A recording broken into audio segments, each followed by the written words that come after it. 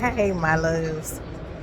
I had to get out today and do a little walking, honey, because I done been just sitting, and eating, and I need to walk out some of these calories, honey.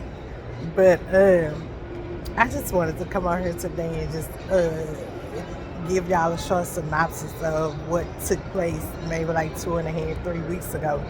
Um, I didn't really come on uh, social media and too much talk about it because I felt like it needed to be a little private. And so until God did what he needed to do concerning their lives. But I want y'all to know that God is a good God. Like literally, I the other week when I got the call about my daughter and my grandson being in a car accident, you know, people can tell you something happened or whatever, and you just like, okay, whatever. So when my son first called me and told me about it or whatever, and he was telling me what happened, um, after he told me, what happened about the accident and all of that, I told him, I said, well, let me get off the phone and let me go pray.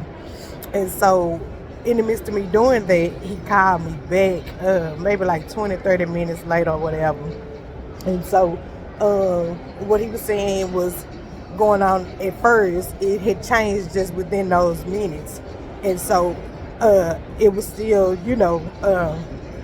detrimental. And so, I, uh, I took the time out, to get myself prepared to go to Texas, to where they were or whatever. And so I get there or whatever. So when I get there, I didn't make it in time enough that first day to get to the hospital because I made it in late. And so I went and I found me a room and I went to sleep or whatever. So that next morning, the next day, I got up and I get to the hospital or whatever and see my grandbaby. He was on a ventilator. And so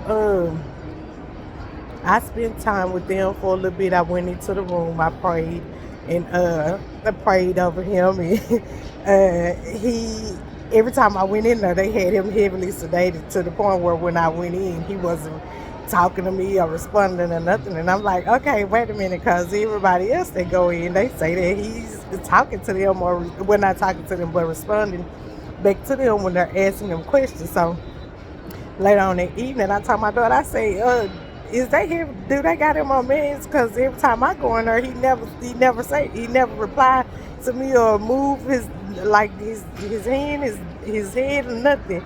And so she said yes. I said, okay, well, I'm gonna have to catch him when when they done took him off of it and he can actually hear me and reply back.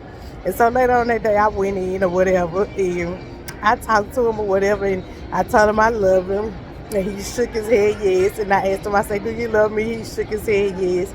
And shortly after that, y'all, honey, if I tell y'all this baby was trying his hardest to get out of their bed. Now they told us that he had injuries to his spine, and so we was trying to make sure that his spine was good or whatever, to the point where, he they set him up with PT and ST and OT and all of that or whatever. So uh, I didn't really want to say anything to them because they have to do their job. That's their duty.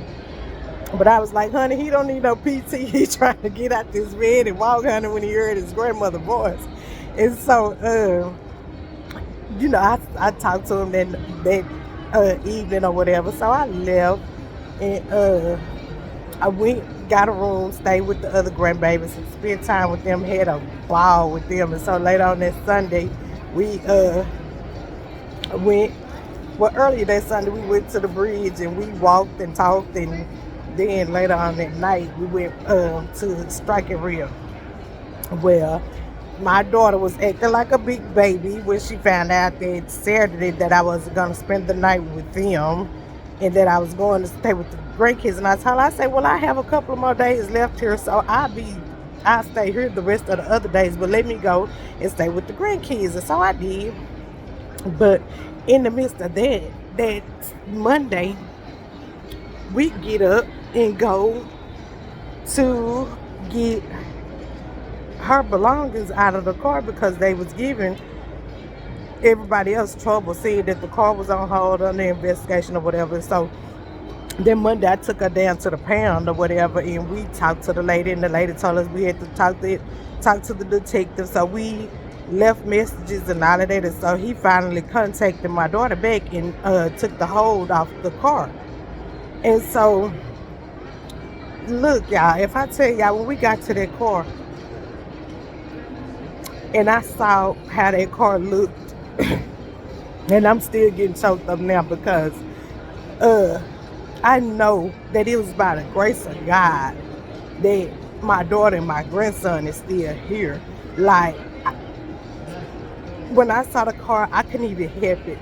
I hadn't even cried yet before then, but when we got to the car, the tears just instantly started flowing, and I just started thanking God and telling him how good he is, because there's no way that my daughter, my grandson should still be alive, y'all. Like, when I show y'all the pictures of the car, and when I show y'all how this car was done, it was literally wrapped around a pole. My daughter nor my grandson had on seatbelts, neither one of them. And the injuries, yeah, they had injuries, but it could have been worse. They could have lost their life. And that's why I say the weapons are formed, but they won't prosper, because the enemy, what he meant for evil, God turned it for our good, for their good. And so I just can't thank God enough, because people don't understand the battles that the Lord fights for them daily, those known and unknown. And we take life for granted, we take stuff for granted, but I need people to know that we have to start being more mindful, being more grateful, being more thankful for the things that God does for us, because he doesn't have to do it, but it's by his grace and mercy that he do the things that he do for us. And sometimes people have a tendency to forget that if it had not been the Lord that was on our side, we don't know where we'd be, And so I still kind of get emotional, because I know that that they're still here because of God. Like, there's no mistake about it. There's no doubt in my mind about what took place 2 or 3 weeks ago, and how God had his hand on them, regardless of if some people want to believe it or not. And they probably say, some people probably say, well, if that's the case, why did it happen, or this, that, or the other? God have his reasons for why he allowed things to happen, but he also need people to know that even though things happen, he still is at work, that he's still a miracle worker, a way maker. And so I just have been wanting to sit down and actually make this video, because